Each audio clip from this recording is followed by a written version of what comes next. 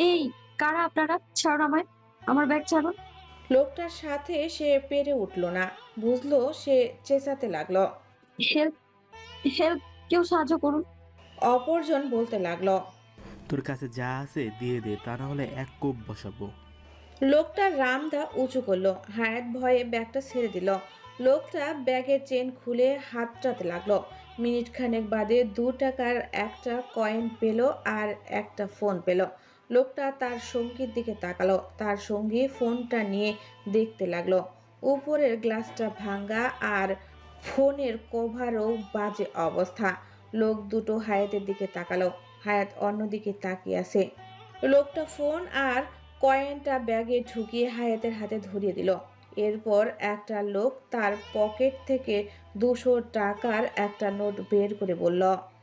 রাতে কিছু খেয়ে নিস, তোর তো আমাদের থেকেও খারাপ অবস্থা। হায়াত বুঝতে পারল না কি বলবে। ডাকাতি করতে সে উল্টো তাকে টাকা দিয়ে যাচ্ছে। আহ, কি দিন এলো তার। হায়াত টাকাটা নিয়ে কাঁদো কাঁদো স্বরে বলল, 3 দিন ধরেই খাই না ভাইজান। ভাইজান। লোকটার কলিজায় লাগলো যেন কথাটা। সে অপর লোকটাকে বলল, ওকে আরো 500 টাকা দে। জগা, আমার বুকে ব্যথা করতেছে রে। আমার বইনটার ছবি ভাইসা উঠতেছে ওর মধ্যে। যোগা এদিকে ভ্যা ভ্যা করে কাঁদছে। হায়াত ভ্যাবাচাকা খায়। যোগা বলল। আমার কইলা যেটা সিরা যাইতেছে মগা। যোগা কাঁদতে কাঁদতে দুটো 1000 টাকার নোট বের করে দিয়ে দিল হায়াতকে। হায়াত মেকি কান্না শুরু করে দিল। ভাইজান, বইনা, যোগা আর মোগা চড়িয়ে ধরতে আসতে নিলে হায়াত পেছনে সরে গিয়ে কান্নার শব্দ বাড়ালো। কান্নার মাঝেই বলল, আমি পর্দা করি। যোগামোগা আর এগোলো না। মনে হচ্ছে যেন রাস্তায় মেলায় হারিয়ে যাওয়া ভাই বোনের মিলন হচ্ছে। হায়াত ওদের কান্না না থামতে দেখে বলল, আ- আমি এবার আসি। বাসায় অসুস্থ বোনটা একা পড়ে আছে, 3 দিন ধরে খায় না। এবার ওরা ছলছল নয়নে তাকালো। এরপর চোখের পানি মুছে বলল, ভালো থাকিস বোন, ভালো মন্দ কিনে খা যা। হায়াত মাথা কাত করে আচ্ছা বলে। লোক দুটো তার ঠিকানা জিজ্ঞাসা করে তাকে একটা রিকশায় উঠিয়ে ভাড়াও দিয়ে দিল। এরপর রিকশা যখন যাওয়া শুরু করলো, যোগামোগা চিক্কুর দিয়ে উঠল। বইনা। হায়াতের আত্মাটা লাফিয়ে উঠল। ভাবলো উত্তর না দিলে খারাপ দেখা যাবে, তাই সেও পেছনে ঘুরে এক হাত বাড়িয়ে চিক্কুর দিল। ভা- ভাইজান, রিকশাওয়ালা জিজ্ঞেস করলো তখন। আফা, রিক্সা কি থামাইতাম? হায়াত বলে উঠল। এই না, যত স্পিডে পারেন চালান, থামিয়েন না ভুলেও। রিকশাওয়ালা থতমত খেল। হায়াত এদিকে স্বস্তির শ্বাস ছাড়ল। ভাগ্য আজ তার সহায় ছিল। ভাগ্যিস সে 3বার আলহামদুলিল্লাহ পড়ল। পরপরই টাকাগুলোর কথা ভাবতেই সে ফিক করে হেসে ফেলল। এই একটা জিনিস যেটা আমি সবচেয়ে ভালো পারি, অ্যাক্টিং। হায়াত সেরা। হায়াত আপন মনে কথাগুলো বলে হাসতে লাগলো। তবে সে নিজের দূর অবস্থার কথা ভেবে লজ্জাই পাবে নাকি বুঝতে পারছে না। ডাকাতটা ডাকাতি করতে এসে উল্টো তাকে টাকা দিয়ে গেল। তার অবস্থা এখন এতটাই শোচনীয় হয়ে দাঁড়িয়েছে। হায়াত ফোঁস করে শ্বাস ছাড়ে। শুধু একটা বাক্যই বলল, জীবন তুমি ধন্য হায়াতকে এই পরিস্থিতিতে ফালানোর জন্য। অফিসে নাকি আজকে লিফট ছিঁড়ে পড়ে গেছে। মাহিত বেটি হেলান দিয়ে ফোন স্ক্রল করছিল। হঠাৎ বরুণ চৌধুরী আসায় সে একটু কপাল কুঁচকায়। বাবার প্রশ্ন শুনতেই তা শিথিল হয়ে গেল। সে শুধু বলল, হুম। হুম, শুধু হুম? একটাবার জানাবেন এই কথাটা আমাকে?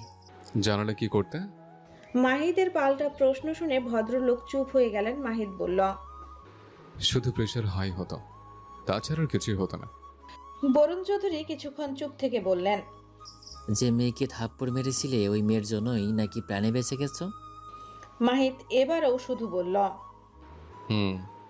বরুণ চৌধুরী বললেন, মেয়েটির সাথে কালকে আমি দেখা করতে চাই। আমি নিজে কৃতজ্ঞতা প্রকাশ করতে চাই। তোমার দ্বারা তো আবার সেসব হয় না। মাহিত এ পর্যায়ে বাবার দিকে তাকালো, পরপরই বলল। কোনো দরকার নেই, আমি অলরেডি কৃতজ্ঞতা প্রকাশ করেছি।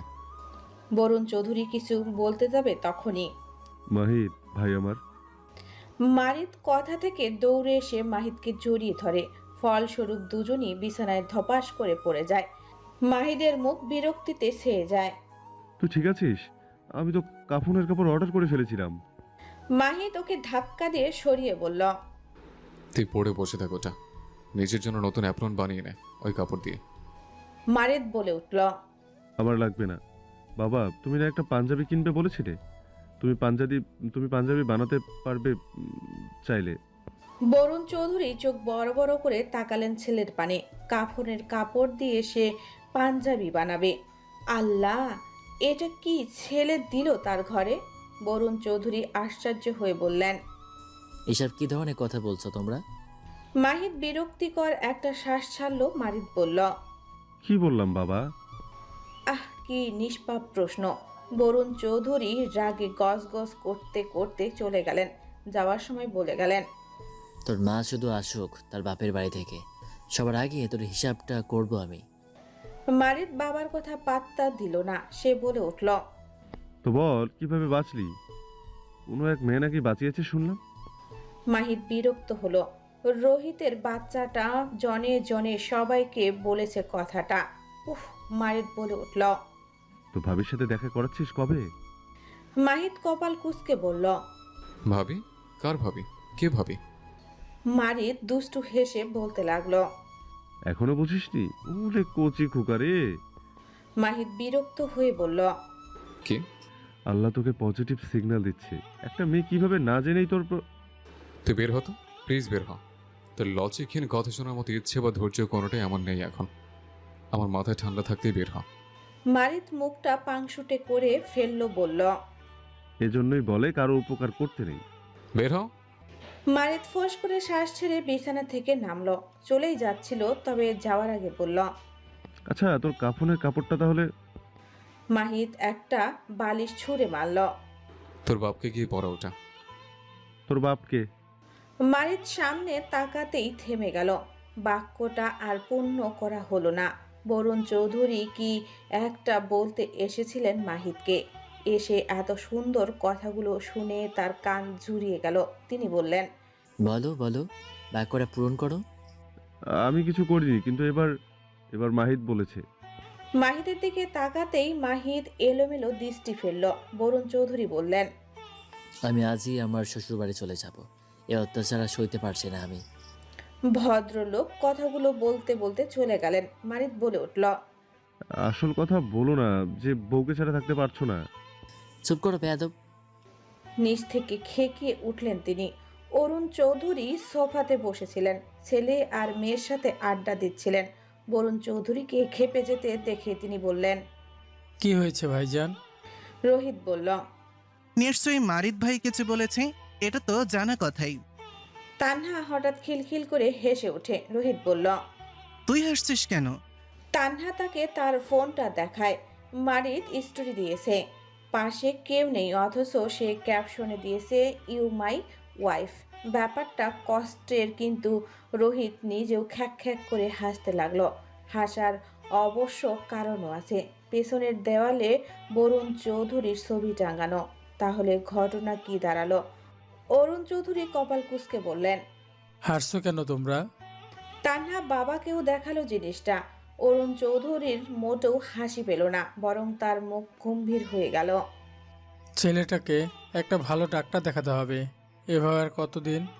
অরুণ চৌধুরী বরুণ চৌধুরীর রুমের দিকে যেতে লাগলেন। এদিকে তানহা আর রোহিত হাসছে। তবে রোহিত থেমে গেল কিছুক্ষণের মাঝেই। কেমন একটা হতাশার শ্বাস ছাড়ল। ভালোবাসা অনেক ভয়ঙ্কর একটা জিনিস রে, ধ্বংস করে দিল এই মারিদ ভাইয়াকে। তানহাও থেমে গেল এবার। মারিদ সত্যি অতিরিক্ত পাগলামি করছে। এই পাগলামির শেষ কথায় আদৌ হবে তো শেষ? মানুষের মস্তিষ্ক এক অদ্ভুত গোলকধাঁধা। কখনো কখনো বাস্তব যখন অসহ্য হয়ে ওঠে, তখন মন নিজেই এক সমান্তরাল পৃথিবী তৈরি করে নেয়, যাকে চিকিৎসা বিজ্ঞানের ভাষায় আমরা হ্যালোসেশন বলি। সাহিত্যিক ভাষায় তাকে বলা হয় স্মৃতির অতল গহ্বরে ডুবে থাকা এক জ্যান্ত প্রতিচ্ছবি। আয়নার সামনে দাঁড়িয়ে যখন কেউ নিজের প্রতিবিম্বর বদলে হারানো কাউকে দেখতে পায়, তখন সেই বিভ্রমটুকু তার কাছে পৃথিবীর সবচেয়ে বড় ধ্রুব সত্য হয়ে দাঁড়ায়। মারিদের ক্ষেত্রেও তাই হয়েছে। তার জগৎটা এখন শুধু রক্ত ও মাংসের মানুষের নয়, বরং এক ছায়ার সাথে ঘরকন্যা করার অদ্ভুত এক মায়া। রাত যখন গভীর হয়, শহরের কোলাহল যখন নিভে যায়, তখন মারিদের ঘরে শুরু হয় এক অন্য জগৎ। রুমের বাতিগুলো নেভানো, শুধু টেবিল ল্যাম্পের মৃদু নীলাভ আলো ঘরটাকে এক মায়াবী রূপ দিয়েছে। মারিদ খাটের এক পাশে বসে আছে, কিন্তু সে একা নয়। তার ডান পাশটা খুব যত্ন করে খালি রাখা, যেন সেখানে কেউ একজন পরম শান্তিতে বসে আছে।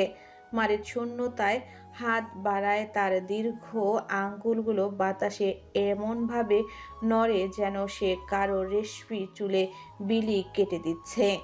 জানো, মাহিদ আজ খুব অল্পের জন্য বেঁচে গেছে, কিন্তু ছেলেটা বড় জেদি হয়েছে। একদম আমার কথা শুনতে চায় না, ঠিক তোমার মতো। মারিদের কণ্ঠে এক অদ্ভুত মাদকতা। মারিদ শুনতে পায় খিলখিলিয়ে মিষ্টি এক হাসির সুর। মারিদের প্রাণটাও হেসে ওঠে, তবে সে যখন হাসে সেই হাসিতে আনন্দের চেয়ে শূন্যতা বেশি প্রতিফলিত হয়। হানি, রমণীটির থেকে কোনো উত্তর আসে না। মারিদ বলল, তুমি আজকাল এত চুপ থাকো কেন? আগে তো এমন ছিলে না। রমণীটি এবারও শুধু হাসে। বলো না হানি। অনেকদিন পর ডাকলেই নামে। মারিদ মুস্কি হাসে বলে, জানো, সবাই বলে তুমি নাকি নেই। আমার না তখন ওদের মাথা ফাটিয়ে দিতে ইচ্ছে হয়, বাট আফসোস, তাদের মধ্যে একজন আমার বাপ আর একজন আমার ভাই। রমণীটি এবারও হাসে। মারিদের মুখ ফুলিয়ে বলা কথাগুলো নীরব শ্রোতার মতো শুনছে শুধু। মারিদ বক বক করেই যাচ্ছে। বাপ ভাইয়ের নামে অনেক অভিযোগ করলো সে। দরজার ফাঁক দিয়ে বরুণ চৌধুরী দেখলেন ছেলের পাগলামি। হতাশার শ্বাস ছাড়লেন তিনি। যে মানুষটা আজ পৃথিবীতে নেই, তাকে প্রতি মুহূর্তে পাশে অনুভব করা, এটা কি ভালোবাসা নাকি এক ধরনের অভিশাপ? মারিদ তার ফোনের গ্যালারি খুলে একটা ছবি দেখে না, বরং এক টুকরো অন্ধকার স্ক্রিনের দিকে তাকিয়ে হাসে। সোশ্যাল মিডিয়ায় দেওয়া সেই ছবিটা আসলে কোনো কৌতুক ছিল না, এটা ছিল তার ভেতর চলতে থাকা এক দীর্ঘশ্বাসের বহিঃপ্রকাশ। যে দেওয়ালে বাবা বরুণ চৌধুরীর ছবি টাঙানো, মারিদ সেখানে দেখতে পায় একজোড়া কাজল কালো চোখ, যা তাকে প্রতিনিয়ত ডাকছে। এই যে না থাকা মানুষের অস্তিত্বকে অনুভব করা, এটাই মারিদকে বাঁচিয়ে রেখেছে, আবার তিলে তিলে ধ্বংসও করছে। বিভ্রম যখন সত্যের চেয়েও সুন্দর হয়, মানুষ তখন সত্যিকেই বিসর্জন দেয়। মারিদও তাই করছে। পরের দিন সকাল, হায়াতের ঘুম ভাঙলো এক অদ্ভুত মিশ্র অনুভূতি নিয়ে। কালকের সেই নাটকীয় ঘটনাগুলো স্বপ্নের মতো মনে হচ্ছে। তার ফিনান্সিয়াল অবস্থা এতটাই বাজে যে ডাকাতও তাকে টাকা দিয়ে গেল, তবে তার কাছে টাকা ছিল, আবায়ার পকেটে ছিল। ভাগ্যিস। হায়াত আড়মোড়া ভেঙে উঠে বসে। মুনমুন নেই, রোহিত তাকে আজকে আগে যেতে বলেছিল। হায়াত দেওয়াল ঘড়ির দিকে তাকায়, 9টা বাজে। সে উঠে ফ্রেশ হতে চলে গেল। হায়াত আয়নার সামনে দাঁড়িয়ে নিজের চোখের ডার্ক সার্কেলগুলো পরোক্ষ করলো। মাহিদের কালকের কথাগুলো ঝনঝন করে বাজলো কানে। গাঁজাখোরের মতো চোখ লাল। পান্ডারাও হার মানবে আপনার ডার্ক সার্কেলে। হায়াত মুখ ভেঙচি কেটে বলল, বজ্জাত বস আমাকে গাঁজাখোর বলে? নিজের চেহারা দেখেছে কখনো? বান্দরের পাছাও ওর চেয়ে সুন্দর, আর আমি পান্ডা হলে তুই সান্ডা। হায়াত মাহিদকে বকতে বকতে ব্রাশ করলো। আজ একটু বাড়তি যত্ন নিয়ে তৈরি হলো। তেমন কিছুই না, শুধু চোখে একটু কাজল দিল। হায়াত নিজের দিকে কিছুক্ষণ তাকিয়ে রইল। গোলগাল মুখ তার, গাল দুটো হালকা ফোলা ফোলা। ঘুমের ঘাটতির কারণে আজ এই ডার্ক সার্কেল। নিজের চেহারায় এই হাল দেখে মাঝে মাঝে কান্না পায় তার। তবে আজ কাজল দেওয়ায় চোখ দুটো বেশ লাগছে। হায়াত ফোঁস করে শ্বাস ছেড়ে নিকাবটা পরে নিল। নিজেকে আয়নায় শেষবারের মতো দেখলো সে। আবায়া, হিজাব আর নিকাবে নিজেকে দেখে মাঝে মাঝে বড্ড অপরিচিত লাগে তার নিজেকে। এটাই কি সেই উড়োচণ্ডী হায়াত, যে কিনা সব সময় শার্ট প্যান্ট পরে থাকতো? হায়াত হেসে ফেলল। তার মন্দ লাগে না অবশ্য। অফিসে পৌঁছাতেই হায়াত দেখলো এক এলাহি কাণ্ড। কালকের লিফট দুর্ঘটনার পর আজ পুরো বিল্ডিংয়ে মেনটেন্যান্সের কাজ চলছে। টেকনিশিয়ানরা কেবল চেক করছে। ধুলোবালিতে একাকার অবস্থা। সিঁড়ি দিয়ে ওঠার সময় হায়াত খুব সাবধানে পা ফেলল। কালকের সাবান পানির কথা মনে পড়তেই তার নিজেরই হাসি পেল। মুনমুন আর রোহিতের সেই আছাড় খাওয়ার দৃশ্যটা মনে হলে এখনো পেট খিল ধরে যায়। হায়াত নিজের ডেস্কে বসে কেবল হাঁপ ছেড়েছে। অমনি ঝড়ের বেগে মুনমুন ভেতরে ঢুকলো। অবস্থা দেখে মনে হচ্ছে যেন কোনো মহাযুদ্ধ জয় করে এসেছে। হায়াত, আমি আজই ইস্তফা দেব। এই বাচাল চাকরি আমি আর করছি না। মুনমুন ফোঁস করতে করতে বলল। হায়াত অবাক। মুনমুন সচরাচর তার কেবিনে আসে না, তার উপর এই রক্তচক্ষু। হায়াত কপালে ভাঁজ ফেলে নিকাব খুলতে খুলতে শুধালো। কি হয়েছে রে, চটে আছিস কেন এত? আরে ওই শালা বস আমার সাথে রং করার জন্য চাকরি দিয়েছে। লজ্জা একটা, সবসময় তাকাতো, সেটা না হয় হজম করছি, কিন্তু আজ তো একদম দেয়ালে ঠেসে। আমিও দিছি শালাকে, একদম জায়গা মতো দিছি। হায়াত থতমত খেয়ে বলল। মানে? মুনমুন তখন রোহিতের কেবিনে। রোহিত তার দিকে তাকিয়ে সবাটে জিজ্ঞেস করলো। আপনার ওজন কত বলেন তো? আমার পিঠটা তো একদম তামা তামা করে ফেললেন। মুনমুন কম যায় না, ঝাঁঝালো গলায় বলল। ওটা আপনার পিঠ ছিল নাকি ইটের পাহাড়? আমার তো পুরো শরীর ব্যথা টনটন করছে। রোহিত ঝট করে তাকালো, তারপর একগাল হাসি দিয়ে বলল। আসেন একটু মালিশ করে দেই। আপনার তো আর লজ্জা ভেঙে বলবেন না, তাই আমি অফার করলাম। মুনমুন মুখটা এমনভাবে কুঁচকালো যেন পচা তেঁতুল খেয়েছে, কিন্তু রোহিত সেই মুখভঙ্গি দেখেও মুগ্ধ।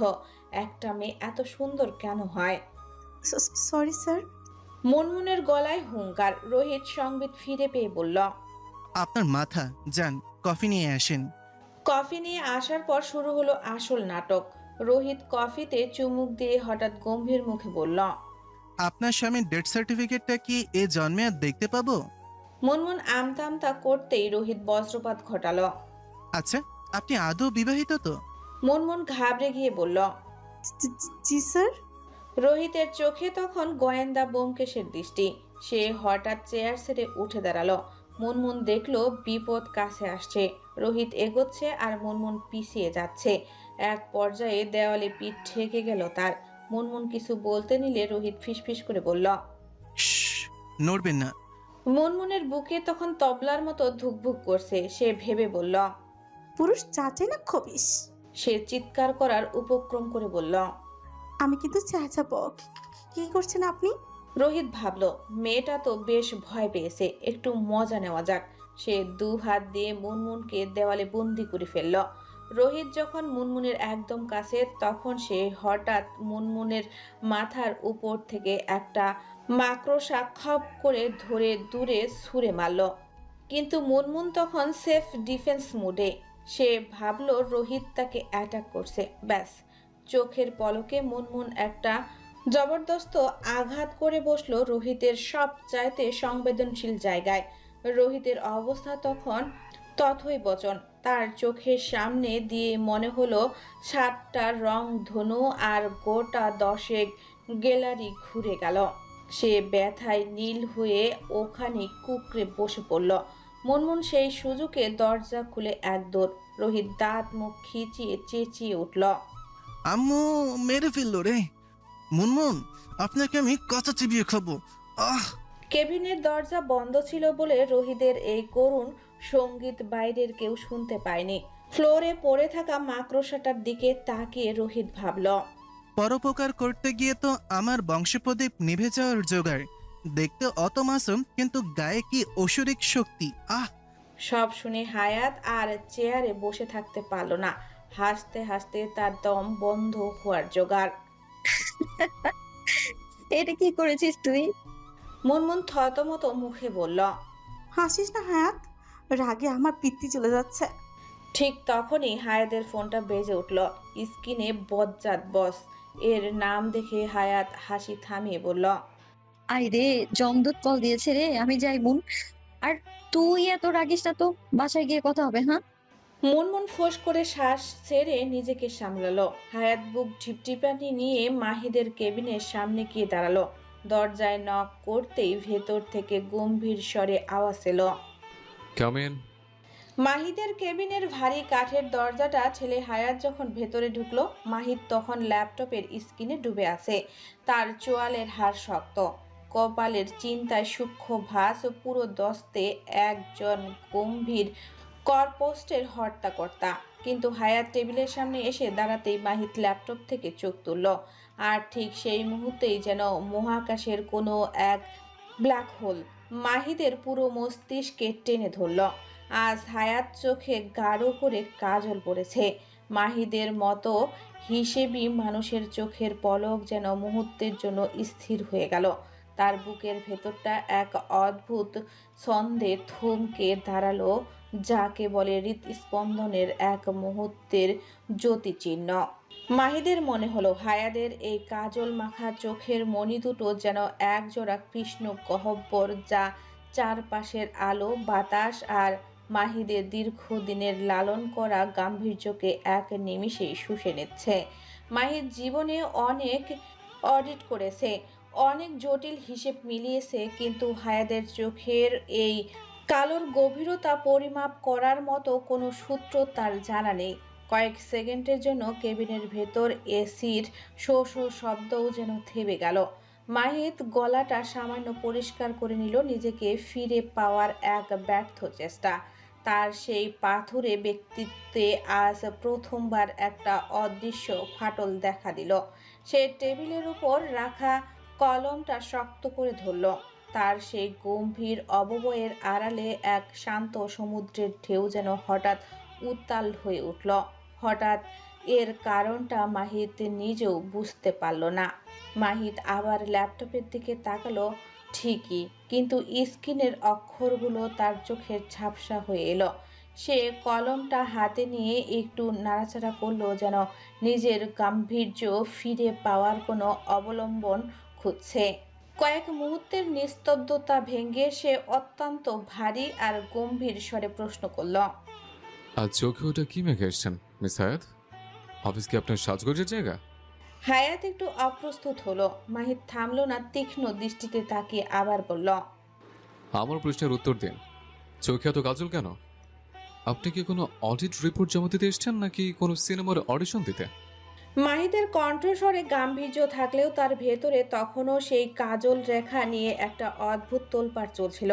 সে নিজেকে সামলাতে চাইছে, কিন্তু হায়াদের কাজল মাখা চোখের ওই অবাধ্য মায়া তাকে বারবার পরাস্ত করছে।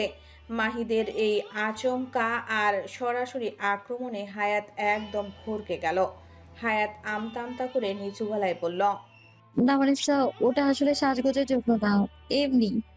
মাহিদ এবার চেয়ারে একটু হেলান দিয়ে বসলো। তার মুখে সেই চিরাচিত্ত গাম্ভীর্য থাকলেও চোখের কোণে এক চিলতে দুষ্টুমি ঝিলিক নিয়ে উঠল। সে হায়াদের চোখের দিকে তাকে অত্যন্ত শান্ত কিন্তু গম্ভীর গলায় বলল, এমনি মানে? আপনি কি জানেন আপনাকে এখন কেমন লাগছে? হায়াত কপালে ঘাম জমিয়ে তটস্থ হয়ে জিজ্ঞেস করল। কেমন স্যার? মাহিদ এক মুহূর্ত বিরতি নিল, এরপর একদম গম্ভীর মুখে বলল, মনে হচ্ছে ঢাকায় ছবির ডিপজল সাহেব আপনার চোখের উপর দিয়ে ট্রাক চালিয়ে গিয়েছেন।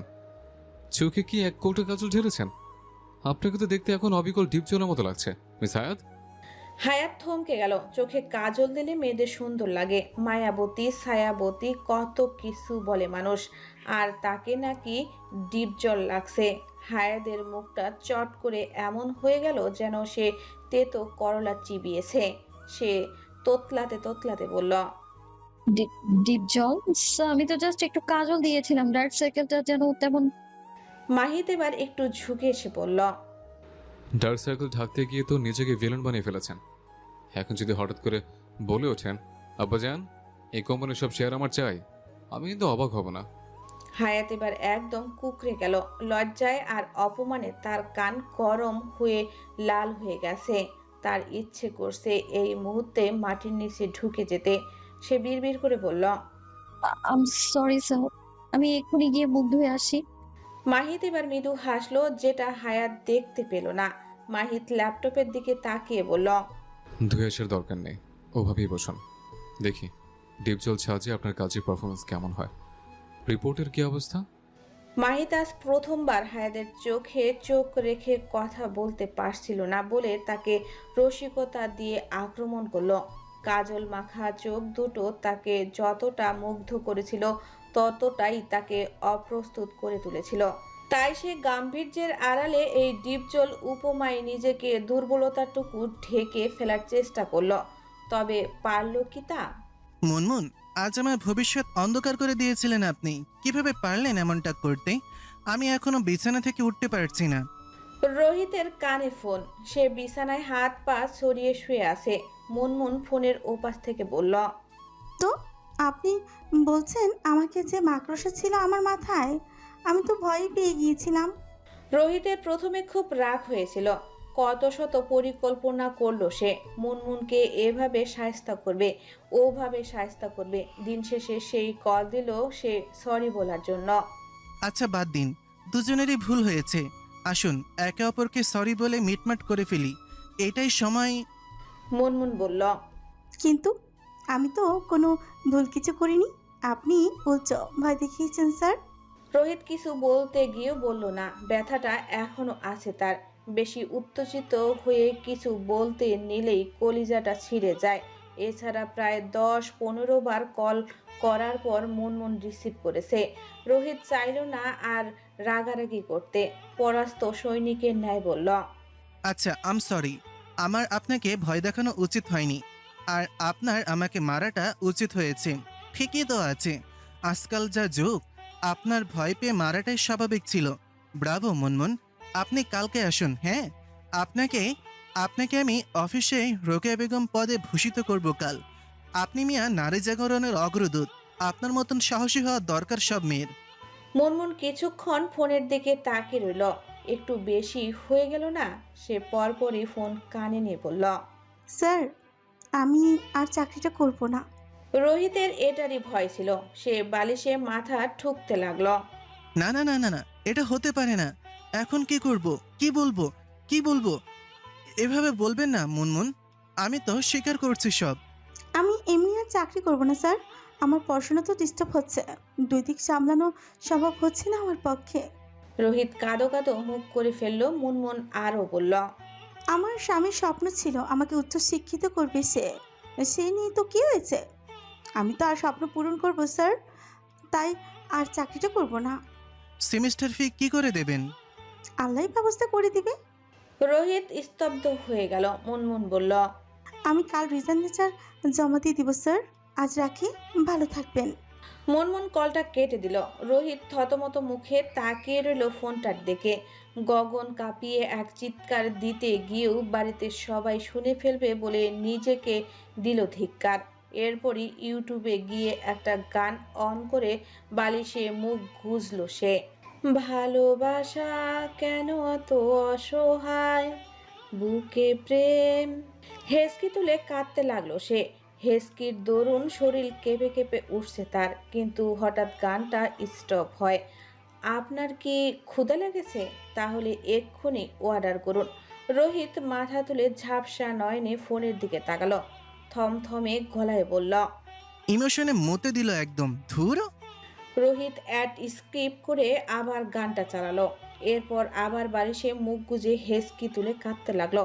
ঘড়ির কাঁটা 7-এর ঘরে পৌঁছালো। হায়াত সেদিকে তাকিয়ে বিরক্তিকর এক শ্বাস ছাড়ে। সামনে যন্ত্র মানবটার দিকে তাকায়। ভিডিও কলে মিটিং অ্যাটেন্ড করেছে। সেদিন ক্যান্সেল হওয়া মিটিংটা আজ ফিক্সড হয়েছে। হায়াত কত করে বলল কালকে দিতে, শুনলই না। বজ্জাত বস একটা।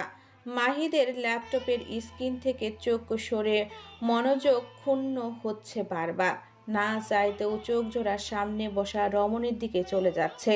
মাহিদ নিজের প্রতি বড্ড বিরক্ত হলো। কি হচ্ছে এসব তার সাথে? সে ঠিক করে কথাও বলতে পারছে না। মুহূর্তেই সে বিরক্ত হয়ে কলটা মিউট করে বলল, মিস হায়াত, আপনি বের হন এখান থেকে। হায়াত নিজের ভাবনার মত্ত ছিল এতক্ষণ। মাহিদের কথাটা কর্ণগোচর হতেই সে চমকে উঠল খানিকটা। আর হায়াতকে বসে থাকতে দেখে মাহিদ এবার একটু চেঁচিয়েই বলল, এক কথা কতবার বলা লাগে? বের হয়ে যেতে বলছে আপনাকে। অমাবস্যায় ছেয়ে গেল হায়াতের বুক। চেঁচানোর কি আছে? চিৎকার চেঁচামেচি তার একটুকু ভাল লাগে না। সব সময় খেক শিয়ালের মতো চেঁচাতেই থাকে। হায়াত উঠে মাহিদের গোষ্ঠী উদ্ধার করতে করতে চলে গেল। হায়াত যেতেই একটা স্বস্তির শ্বাস ছাড়ল মাহিদ। কোনো রকমে মিটিংটা শেষ করে সে ল্যাপটপটা অফ করলো। চেয়ারে হেলান দিয়ে চোখ বুজে রইল কিছুক্ষণ। হঠাৎ একটা কাজল কালো চোখ ভেসে উঠল সাথে সাথে। মাহিদ ধরপড়িয়ে চোখ খুলে সোজা হয়ে বসে। উফ, কি হচ্ছে এসব? এসব কি ফালতু জিনিস ঘটছে? মাহিদের কেমন অস্থির অস্থির লাগতে লাগলো। সে টাইয়ের নটটা ঢিলা করলো হঠাৎ তখন। আপনার কি শ্বাস নিতে কষ্ট হচ্ছে স্যার? আমি কি একটু হেল্প করব? মাহিদ ভোরকে তার দিকে ঝুঁকে থাকা রমণীটির দিকে তাকালো। তার চেহারাটা ঘুরিয়ে নিয়ে দু হাত দুদিকে দিয়ে বন্দি করে নিল মাহিদকে সেই রমণী। মাহিদ হতভম্ব হয়ে গেল। আশ্চর্য, মিস হায়াত না চলে গেল? আপনি? মাহিদ একটা শুকনো ঢোক গিলল। হ্যাঁ স্যার, আমি আপনার মিস হায়াত। আমার মিস হায়াত? মাহিদ অনেকটা থতমত খেয়ে বলল কথাটা। হায়াত মাহিদের নাকে একটা টোকা দিয়ে বলল, ই বুঝে না কচি খোকা। আপনি এরকম কেন বলুন তো? সারাদিন ধমকাবেন শুধু। একটু মিষ্টি করে কথা বলে কি হয়? মিষ্টি কথা আমার মুখ দিয়ে আসে না, আমি কি করব? হায়াত মাহিদের টাইটা ধরে নিজের দিকে টান মারল। মিষ্টি খেলে না মিষ্টি কথা বের হবে। মাহিদ হকচকিয়ে যায়। মানে? মাহিদ অনেকটা বিস্ময় নিয়ে হায়াতের দিকে তাকায়। এদিকে হায়াত ঝুঁকে কাছে আসতে লাগলো তার দিকে। মাহিদ বলতে লাগলো, কি করছেন মিস হায়াত? দূরে যান, কাছে আসবেন না। কাছে না এলে প্রেম হবে কি করে? মাহিদ এবার আকাশ থেকে পড়লো, খানিকটা চেঁচিয়ে বলল, হোয়াট? প্রেম? অসম্ভব। হায়াত মাহিদের টাইটা ধরে আরো একটু টান মারল। আমার চোখের দিকে তাকিয়ে বলুন তো এটা। মাহিদ তখনই থেমে গেল। চুপ হয়ে গেল সে। মাহিদের হৃদস্পন্দন অস্বাভাবিক। এই প্রথম মাহিদের এমন কোনো এক অনুভূতি হচ্ছে। হায়াত এদিকে মাহিদের দিকে ঝুঁকে এগিয়ে যেতে লাগলো। মাহিদ নিজের অজান্তেই চোখ বুজে ফেলল। কি করছো তুমি? হঠাৎ অন্য একটা কণ্ঠ শুনতেই মাহিদ ভোরকে দরজার দিকে তাকালো। বরুণ চৌধুরী দাঁড়িয়ে আছেন। বেশ অপ্রস্তুত হয়ে গেল মাহিদ। সে জানেও না বোধহয় আবেশে ভেসে সে কখন তার ওষ্ঠে চুমুর মতো চোখা করে ফেলেছে। মাহিদ সামনে তাকাতেই দেখলো কেউ নেই। আশ্চর্য, মিস হায়াত কোথায় গেল? ভ্যানিশ হয়ে গেল নাকি? কি করছিলে ওভাবে? বরুণ চৌধুরীর কপালে ভাঁজ পড়েছে কয়েকটা। মাহিদ আচমকা উঠে দাঁড়ালো। কি বলবে না বলবে বুঝতে পারল না। সে নিজেই তো বুঝতে পারছে না যে তার সাথে এসব কি হচ্ছে। তবুও পরিস্থিতি সামলাতে বলল, এক্সারসাইজ, মুখের এক্সারসাইজ করছিলাম। এই যে এভাবে দেখো। মাহিদ ঠোঁট চোখা করে ডানে বামে করতে লাগলো। বরুণ চৌধুরী চোখ ছোট ছোট করে ফেললেন। তিনি বললেন, ব্যায়াম? আমাকে বলদ মনে হয় তোমার? এই 1 সেকেন্ডে? মাহিদ, তুমিও কি? ভদ্রলোক চোখ বড় বড় করে ফেললেন। সে বাবাকে বোঝানোর চেষ্টা করতে লাগলো। না বাবা, লিসেন। বরুণ চৌধুরী হঠাৎ তালি দিতে লাগলেন। বাহ বাহ, করো করো, কল্পনাতেই সংশয় করো তুই ভাই। বাস্তবে আর দরকার নেই তো। আমরাও কল্পনাতেই নাতি নাতনির মুখ দেখে নিব বড়। মাহিদ কিছু বলতে নিলে বরুণ চৌধুরী বললেন, থাক থাক, আর এক্সপ্লেন করা লাগবে না। করো, কল্পনাতেই প্রেম করো। দুটা পাগল দিচ্ছি আল্লাহ আমার ঘরে। ওকে শুনছো শিউলি? আমাদের আর ছেলের বউ দেখা হবে না গো। ভদ্রলোক হা হুতাশ করতে করতে চলে গেলেন। তিনি এসেছিলেন মূলত মাহিদকে নিয়ে মারিদের সাইকোলজিস্টের কাছে যাবে বলে। এখন তো দেখে এই ছেলের নিজেরই চিকিৎসার দরকার। উনি চলে যেতেই মাহিদ ধপ করে চেয়ারে বসে পড়ল। এমন পরিস্থিতিতে বাপের জন্ম পড়েনি সে। তার ব্যক্তিত্বের সাথে বড় বেমানান দেখালো। বাবার সামনে এমন এক পরিস্থিতিতে পড়ে মাহির বেশ লজ্জা লাগছে এখন। কিন্তু এসব কি হচ্ছিল তার সাথে? মিস হায়াত ওসব তার কল্পনা ছিল? আশ্চর্য, আমি কি সত্যি পাগল হয়ে গেলাম? মাহিত আপনা আপনি কথাখানা আওড়ালো। পাশ থেকে অলিভার ঘেউ ঘেউ করে যেন সায় জানালো। মাহিত বিরক্ত হয়ে তাকালো অলিভারের দিকে। চুপ কর বেটা, একদম না। মাহিদ মাহতাব চৌধুরী আর প্রেম কখনো না। অলিভার আবার ঘেউ ঘেউ করে উঠলো, যেন প্রশ্ন করলো, তাহলে তখন ওসব কল্পনাগুলো কি আমি করেছিলাম? মাহিদ তো আর সে কথা বুঝলো না। মাহিদ ভাবলো তার বিশ্রাম দরকার, বেশি কাজের চাপ নিয়ে ফেলেছে সে, তাই এই অবস্থা হয়েছে তার। একটা ঘুম দিলেই সব ঠিক হয়ে যাবে। জবটা ছেড়ে দিব, ও জেনে গেছে সব। হায়াত অফিস থেকে এসে ফ্রেশ হয়ে একটু শুয়েছিল সবে। মুনমুন তখনই কথাটা বলল। হায়াত তৎক্ষণাৎ উঠে বসে। হোয়াট? উনি জানলো কেমন করে? মুনমুন বড্ড অসন্তুষ্ট হলো প্রশ্নটা শুনে। সে বলল, তুই যেখানে আমিও তো সেখানেই, আমি কি করে জানবো? আমি এমনিতেও ভাবছিলাম যে ছেড়ে দিব, হঠাৎ দেখি মেসেজে ওয়ান করেছে আমাকে, ওই অফিসের আশেপাশে দেখলে ঠ্যাং ভেঙে ফেলবে বলেছে। হায়াতকে বড্ড ভাবুক দেখালো। মুনমুন মুখ গোমড়া করে বসে আছে। বোঝাই যাচ্ছে আজ বড্ড ঝাড়ি খেয়েছে সে তার গুণধর প্রেমিকের কাছ থেকে। হায়াত বলল, তুই ছেড়েই দে ভাই, আমারও ভয় হয়। আমার জন্য তোর ক্ষতি হোক তা আমি চাই না। মুনমুন ওর দিকে এক ভ্রু উঁচু করে তাকালো। হায়াত বলল, you are my left hand, তোর কিছু হলে আমি পঙ্গু হয়ে যাবো রে। মুনমুন একটু নরম হলো এবার। বড্ড আবেগে ভরা নয়ন নিয়ে হায়াতের দিকে তাকালো। ইস, মেয়েটা তাকে এত ভালোবাসে। হায়াত তখনই বলে উঠল, পাছা পরিষ্কার করা টাফ হয়ে যাবে না তখন আমার? লেফট হ্যান্ড অনেক ইম্পর্টেন্ট, বুঝিস না তুই সেটা? বুঝবি কি করে, মাথায় তো বউ নিয়ে ঘুরিস। মুনমুন আবেগী হয়ে গেল কথাটা শুনে। কেন যে সে এই মেয়ের কথায় আবেগী হয়ে ধরতে চায়। উফ! মুনমুন হায়াতের বাহুতে একটা থাপ্পড় মেরে বলল, দূর হয় শালি, তোরা সব শুধু আমাকে অপমানই করে গেলি, যা সর। হায়াত পুনরায় শুনতে শুনতে বলল, যার নেই মান তার আবার অপমান? মুনমুন চেঁচিয়ে উঠল। হায়াতের বাচ্চা। হায়াত হো হো করে হাসতে লাগলো। রাত গভীর হলো।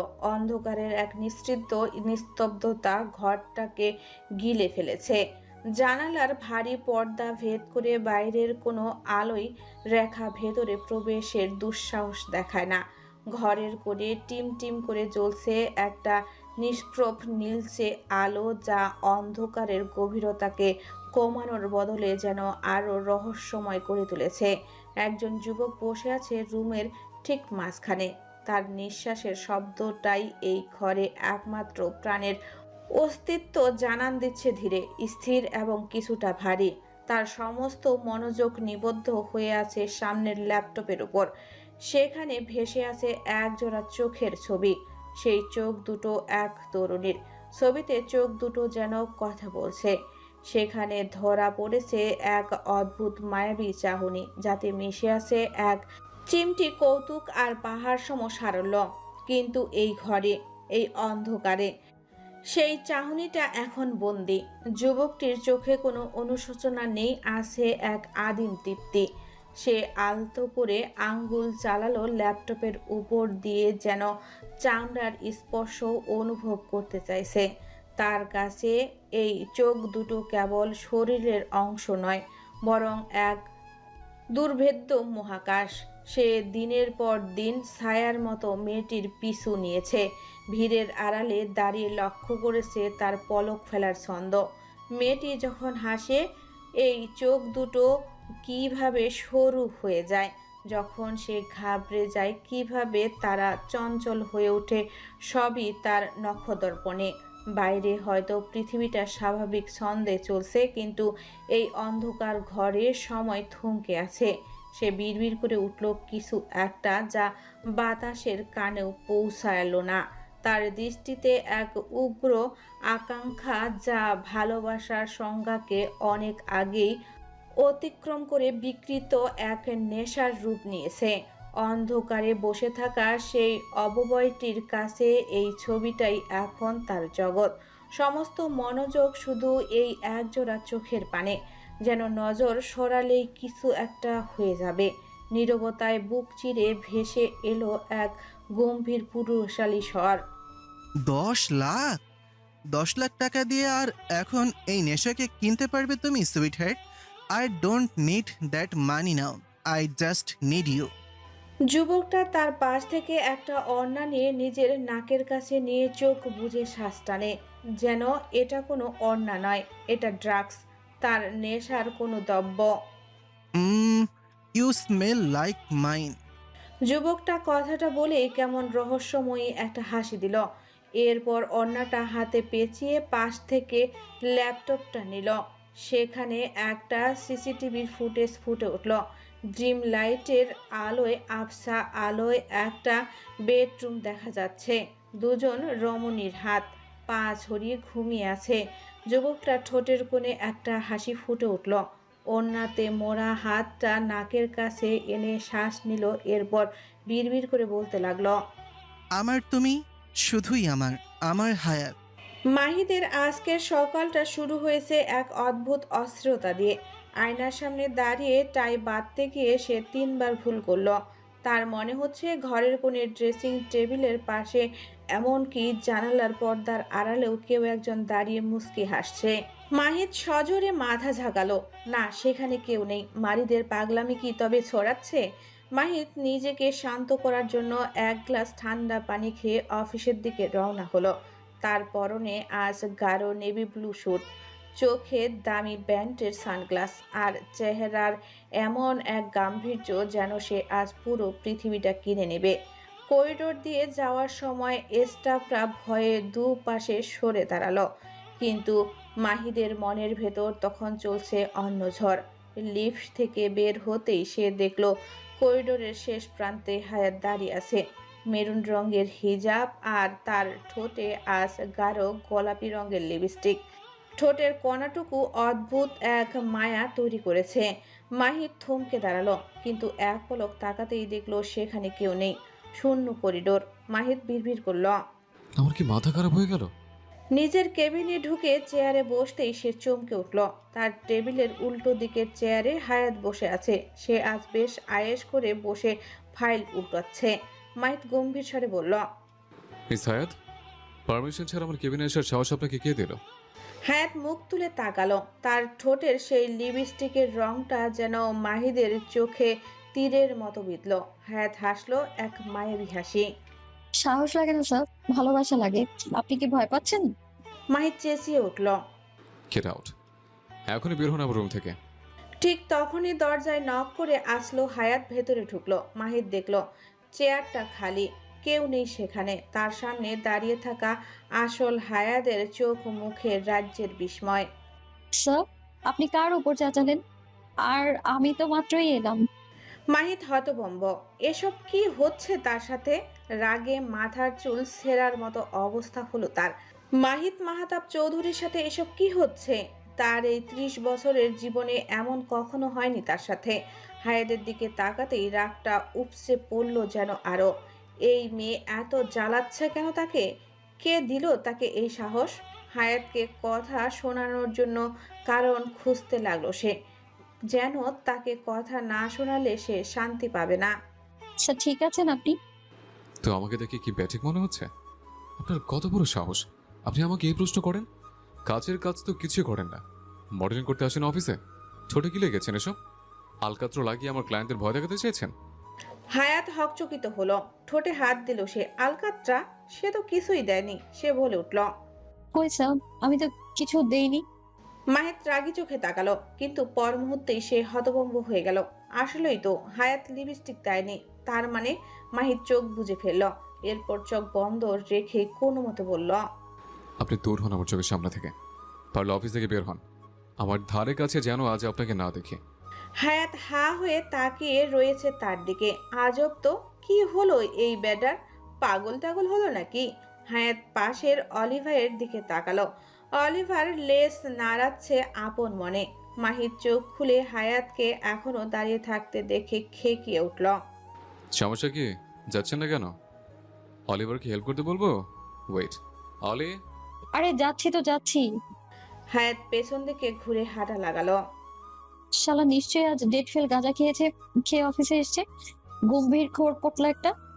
বিড়বিড় করতে করতে চলে গেল সে। মাহিদের অস্থিরতা যেন আজ কোনো বাত মানছে না। এসির তাপমাত্রা 16 ডিগ্রিতে নামানো, তবুও তার কপালের ঘামের সূক্ষ্ম রেখা। হাতের কলমটা দিয়ে সে টেবিলের উপর অহেতুক ছন্দ তুলছে। মাথার ভেতরটা যেন এক মস্ত বড় জটলা পাকানো সুতোর গল্লা।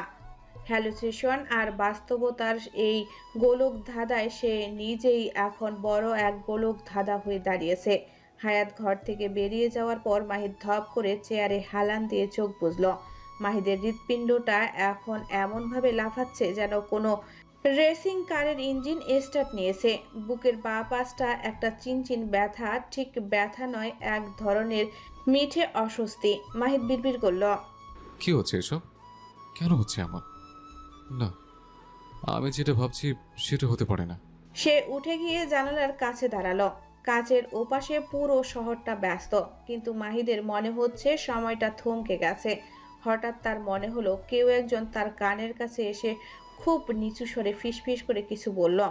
সেই একই ঘ্রাণ, হালকা বকুল ফুলের মতো। মাহিদ দ্রুত পেছনে ফিরল। কেউ নেই, শূন্য কেবিন। মাহিদ নিজের চুলগুলো মুঠোর ভেতর চেপে ধরল, অস্থির কণ্ঠে বলল, মাহিদ, তুই পাগল হয়ে যাচ্ছিস। তুই মারিদের চেয়েও বড় পাগল হয়ে যাচ্ছিস। একটা মেয়ে যাকে তুই দুই চোখে দেখতে পারিস না, তার কাজল করা চোখ দেখে তোর রক্তচাপ বেড়ে যাচ্ছে ওই ডিপজলের মতো চোখ দেখে। সে নিজের অস্ত্রতা সামলাতে আবার চেয়ারে বসলো। ড্রয়ার টেনে একটা ফাইল বের করতে গিয়ে দেখলো তার হাতটা সামান্য কাঁপছে। মাহিদের মতো লৌহমানের হাত কাঁপছে। অবিশ্বাস্য। তার মনে হচ্ছে হায়াত ঘর থেকে চলে গেলেও তার রেসটুকু এখনো এই ঘরে ঘুরে বেড়াচ্ছে। মাহিদের এই অদ্ভুত অনুভূতির কোনো নাম তার ডিকশনারিতে নেই। এটা কি রাগ, নাকি বিরক্তি, নাকি এমন কিছু যা সে কোনো দিন অনুভব করতে চায়নি? তার বারবার মনে হচ্ছে হায়াতকে আবার ডাকবে, আবার তাকে ধমকাবে, কিন্তু কেন? ধমকানোর বাহানায় তাকে আর একবার দেখার তীব্র তৃষ্ণা যেন তার ভেতরটা পুড়িয়ে দিচ্ছে। সে ইন্টারকমের বোতামটা টিপতে গিয়েও হাত সরিয়ে নিল। নিজের উপরই চরম বিরক্ত হলো সে। মাহিদ মাহতাব চৌধুরী আজ এক তুচ্ছ আবেগের কাছে নত স্বীকার করছে। মাহিদ বিড়বিড় করে নিজেকেই শোনালো, অস্থিরতা কমানোর একটাই উপায়, কাজে মন দেওয়া। কাজ আর কাজ। রোহিত তার কেবিনে এসে পা ছড়িয়ে হেলান দিয়ে বসলো চেয়ারটাতে। বেশ উৎফুল্ল আজ তার মন, শরীরটা কেমন চাঙ্গা চাঙ্গা লাগছে। সে হঠাৎ করে খুশি মনে শীষ বাজাতে লাগলো, সুরহীন শীষ। মিনিট পাঁচেক পর সে অস্থির চিত্তে ঘড়ির দিকে তাকায়। উফ, মুনমুন ডার্লিং, আসছো না কেন এখনো? আমার তো আর ধৈর্য কুলাচ্ছে না। উফ। রোহিত ফোন বের করে কিছুক্ষণ স্ক্রল করলো। না, ভাল লাগছে না আর তার। এই মুনমুন আসছে না কেন? তখনই দরজায় নক, কথার শব্দ হলো।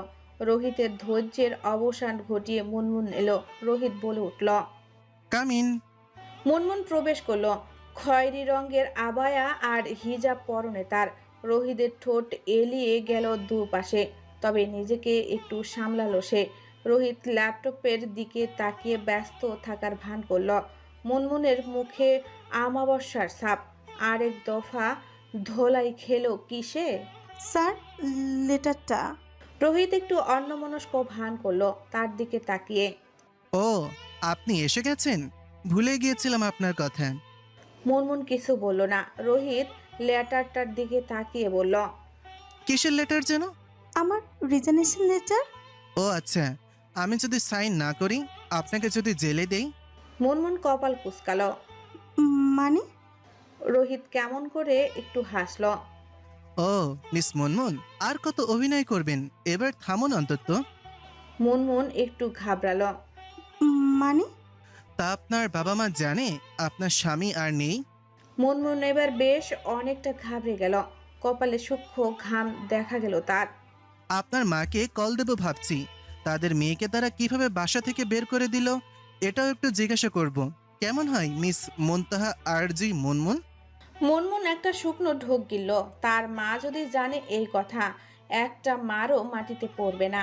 মুনমুন যেন এখনই চোখের সামনে দেখতে পারছে যে তার মা ঝাড়ু নিয়ে তেড়ে আসছে তার দিকে। ও মা গো! রোহিত ঠোঁট চেপে হাসে মুনমুনের অবস্থা দেখে। গতকাল রাতে সে ভাবছিল মুনমুনের বাসায় বিয়ের জন্য প্রস্তাব দিবে। মাথা কাজ করা বন্ধ করে দিয়েছে তার। তাই মাথায় যখন যা আসছে তাই পরিকল্পনা করে গেছে সে। মুনমুনের বাবার বাড়ি সম্পর্কে খোঁজ নিতে গিয়েই ধাক্কাটা খায় সে। মুনমুনের বাবার সাথে কথা বলেছে রোহিত। মুনমুনের শ্বশুর বাড়ির কথা বলতেই মুনমুনের বাবা খায় আরেক ধমক। মুনমুনের বাবা বলছেন? জি, কে বলছেন? রোহিত একটু গলা খাকারি দিল। ডিরেক্ট ওর বাবাকে কল দেওয়াটা কি ঠিক হলো? রোহিতকে চুপ করে থাকতে দেখে মুনমুনের বাবা মাইনুর আহমেদ বললেন, হ্যালো। রোহিত একটা শুকনো ঢোক গিলল। সে এত ঘাবড়ে যাচ্ছে কেন? আশ্চর্য। রোহিত বড় বড় করে দুটো শ্বাস নিয়ে এরপর বলে উঠল, আমি আপনাকে বিয়ে করতে চাই। মাইনুর আহমেদ বোকা বনে গেলেন। কি? এই কে আপনি? রোহিত নিজেও হতভম্ব হয়ে গেছে। পর মুহূর্তেই ভুল শুধরে বলল, আরে না, আমি আপনার মেয়েকে বিয়ে করতে চাই। আরে কি সব যাতা বলতেছেন? রোহিত নিজের উপর বিরক্ত হলো। প্রেমিকার বাবার সাথে কথা বলা সত্যি বরফের মতো কঠিন একটা কাজ। রোহিত এবার কঠিন কথাটা বলল, আমি আপনার মেয়েকে বিয়ে করতে চাই। মানে কে আপনি? আমি রোহিত রেশতাব চৌধুরী, পেশায় একজন বিজনেসম্যান, চৌধুরী গ্রুপ অফ ইন্ডাস্ট্রিজের হাব ওনার। ভদ্রলোক আকাশ থেকে বললেন, এত বড় একজন মানুষ তার মেয়েকে বিয়ে করতে চায়, এটা তো অতি আশ্চর্যজনক ব্যাপার। ভদ্রলোক বলে উঠলেন, আমার মনে হয় আপনি রং নাম্বারে কল করেছেন। রোহিত বলে উঠল, আরে না, আমি বুঝতে পারছি আপনি কেন এটা বললেন। আই নো মুনমুন বিবাহিত, ওর হাজবেন্ড মারা গেছে, বাট হ্যাঁ? এই কি সব বাজে বকছেন? হ্যাঁ, রোহিত একটু চমকে গেল। বাজে কথা কি বলল? আমার মেয়ের বিয়ে হলো কবে? মজা করছেন আমার সাথে?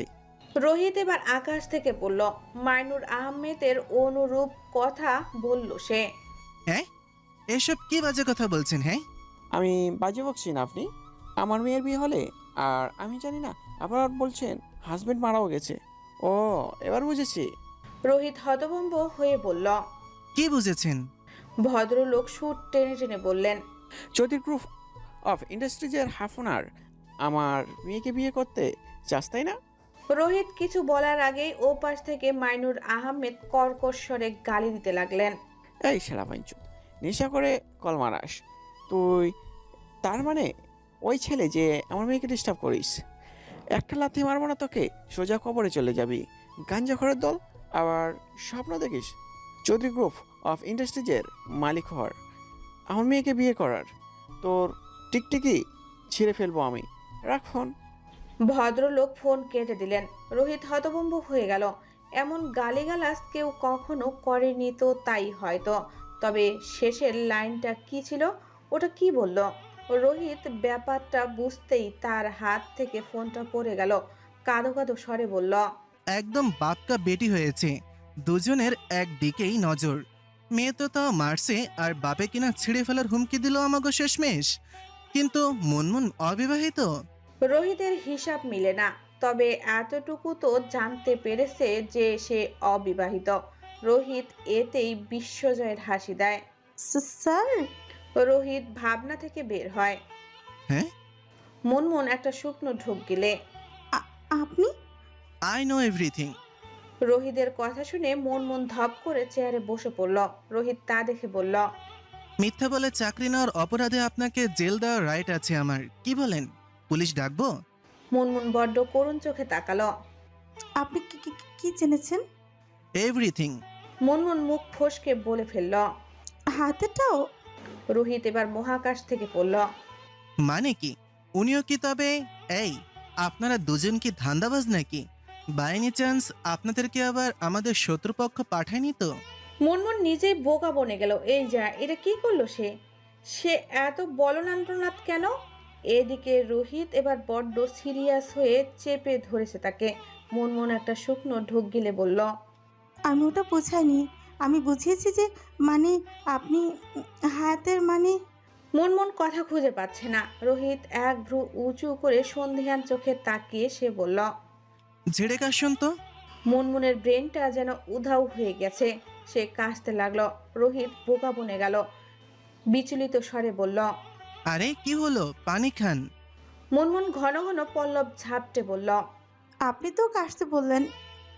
নিস্তব্ধতায় ঘেরা এখন রোহিতের কেবিন। তার তীক্ষ্ণ চোখ জোড়ার সামনে বসা সুন্দর রমণীটির দিকে মুনমুনের অস্ত্রতা বাড়ছে। এটা কথায় ফেসে গেল সে। নিজে তো ফাঁসছে, উল্টো হায়াতকে নিয়ে ফাঁসলো। এই কথাটা যদি হায়াত আরও জানে, মুনমুনের কেঁদে দেওয়ার মতো অবস্থা হলো। রুমে এসি থাকা সত্ত্বেও তার কপাল বেয়ে ঘাম পড়তে লাগলো। এদিকে রোহিত একদম গোয়েন্দার চোখে তার দিকে তাকে বেচারি অতিরিক্ত অস্ত্রতায় ধপ করে পড়ে গেল। মুনমুন, মুনমুনকে জ্ঞান হারাতে দেখে রোহিত হতভম্ব হয়ে গেল। তৎক্ষণাৎ চেয়ার থেকে উঠে মুনমুনের দিকে এগিয়ে গেল সে। মুনমুন নাটক করতে গিয়ে ওভার অ্যাক্টিং করে ফেলেছে। সে হিজাব বের করে চোখ বুজে পড়ে রয়েছে, যেন মৃত মানুষ সাজতে চেয়েছিল। রোহিত পকেটে হাত গুজে তার দিকে তাকিয়ে রইল। মুনমুনের চোখ কাঁপছে। রোহিত সেদিকে তাকিয়ে সে নিজের চেয়ারে গিয়ে বসলো আবার। এরপর বলল, 3 গোনার মধ্যে উঠে পড়বেন মুনমুন। আমি এখন মজা করার মুডে নেই, না হলে উঠলে আপনার বাবাকে কল করব। 1 2। মুনমুন লাফিয়ে উঠে বসলো। এই না, রোহিত হাসলো। মুনমুন কি একটা ভেবে বলে উঠল। এই ওয়েট, আবার মানে? রোহিত বলল, তাকে কল করেছিলাম বলেই তো আপনার কীর্তিকলাপ জানতে পেরেছি। মুনমুন এবার যেন সবটা বুঝতে পারল। তার অঘটিত চাচাতো ভাই নামক প্রেমিকটি তার মানে এজন্য রিজাইন করতে বলেছিল। বাড়িতে তো তাহলে কাল বড়সড় ঝামেলা হয়েছে। মুনমুন নিস্তব্ধ হয়ে গেল। রোহিত হয়তো বুঝলো তার মনের কথা। আপনার বাবাকে জানাইনি কিছু আমি তো আপনার হাজব্যান্ডের কথা জিজ্ঞাসা করেছিলাম শুধু। এতে আপনার বাবা আমাকে যে আপ্যায়ন করলেন। শেষের লাইনটা রোহিত আস্তে করে বলল। মুনমুন বলে উঠল, আমার বাবাকে কেন কল করেছেন? আর ফোন নাম্বার পেলেন কিভাবে? রোহিত সেসব কিছু বলল না। আপনি সেসব কথা ছাড়ুন, এটা বলুন যে আপনারা আসলে কি চান, কেন এসেছেন আমাদের অফিসে, কি উদ্দেশ্য আপনার আর মিস হায়াতের? এবার যেন জাতা করলে পড়ল মুনমুন। একটা শুকনো ঢোক গিলল সে। আপনাদের সুবিধার বলে মনে হচ্ছে না। মাহিদ ভাইয়াকে জানাবো যদি চুপ করে থাকেন। আর ভাইয়া জানলে জানেনই তো তার রাগ। এখন আপনি যেটা ভালো মনে করেন, জেলে যাবেন নাকি সত্য কথাটা বলবেন আমাকে? মুনমুনের ভেতর ধুকভুকানি বেড়ে গেল। কি বলবে এখন সে? এটা বলবে যে তারা আসলে এদের নিঃশেষ করতে এসেছে, নাকি এটা বলবে যে তারা এই চৌধুরীদের পথে বসাতে এসেছে? সে হঠাৎই ফুপিয়ে কেঁদে বলে উঠল, আমরা শুধু নিজেদের পায়ে দাঁড়াতে চেয়েছিলাম, নিজেরা টাকা উপার্জন করে বাবা মায়ের কষ্ট কমাতে চেয়েছিলাম। রোহিতের দৃষ্টি নরম হলো এবার। মুনমুন কাঁদতে কাঁদতে বলল, আমরা খুবই নিম্নবিত্ত পরিবারের মেয়ে স্যার। বাবা মায়ের উপর এত খরচা চাপিয়ে দিতে বিবেকে লাগছিল, তাই মিথ্যে বলে। এখন আপনি চাইলে জেলে দিতে পারেন। রোহিত মমের মতো গলে গেল। ইস, মেয়েটাকে কাঁদিয়ে ছাড়লো সে। রোহিত এত নির্দয় কবে হলো? সে নিজেকে কতগুলো গালি দিল এত সুন্দর এক রমণীর চোখে তার কারণে পানি আসায়। সে বলে উঠল, আচ্ছা কাঁদবেন না প্লিজ, আমি বুঝতে পেরেছি ব্যাপারটা। না স্যার, আপনি আমাকে জেলে দিন। এই কাজটা করা একদম উচিত হয়নি আমার। জেলে দিন স্যার। না মুনমুন, না, জেলে দিন আমাকে। আমি অনেক খারাপ। কল করে ডাকুন পুলিশকে। বাবা মায়ের কষ্ট কমানো পাপ হলে জেলে দিন আমাকে। মুনমুন পরপরই কান্না হালকা থামিয়ে বলল, তবে একটা কথা স্যার, বাবা মায়ের কষ্ট কমানো পাপ হলে এমন পাপ আমি 1000 বার করব, 1000 বার। মুনমুন আবার কাঁদতে লাগলো কথাগুলো বলে। রোহিতের হৃদয়ে গিয়ে লাগলো কথাটা। সে নিজেও ইমোশনাল হয়ে গেল। রোহিত নরম স্বরে বলতে লাগলো, না মুনমুন, আপনি খারাপ নন, খারাপ তো আমি। আমার কারণে আপনার চোখে পানি আসলো। আমিই খারাপ। রোহিত নিজের দু গালে দুটো থাপ্পড় মারল কথাটা বলতে বলতে। মুনমুন হতভম্ব হয়ে কান্না থামিয়ে দিল। রোহিত নিজের আরেক গালে থাপ্পড় মেরে বলল, আপনার মতন ভালো মেয়েকে আমি কিভাবে সন্দেহ করলাম? মুনমুন চমকে উঠল। সে বলে উঠল, কি করছেন স্যার? না মুনমুন, এটা আমার প্রাপ্য। নিজেকে আঘাত করা ঠিক না স্যার, আল্লাহ পছন্দ করেন না। রোহিত ছলছল নয়নে তাকালো তার দিকে। এই মেয়ের মধ্যে এত মায়া, এত ভালো মেয়ে সে দুটো দেখেনি। বাবা মাকে এত ভালোবাসে। রোহিত চোখের কোণের পানি মুছে বলল, আপনি অনেক ভালো মুনমুন, দোয়া করি আমাকে হাজবেন্ড হিসেবে পান। মুনমুন ভোরকে বলে উঠল। জি সরি। রোহিত বলে উঠল, সরি তো আমি বলবো মুনমুন, আম সরি। মুনমুন ভেবে পায় না এই লোককে কি বলবে সে। মাথা খারাপ নাকি প্রতিবন্ধী? সরি বলা লাগবে না স্যার, আমার রিজাইনেশন লেটার সাইন করে দিন।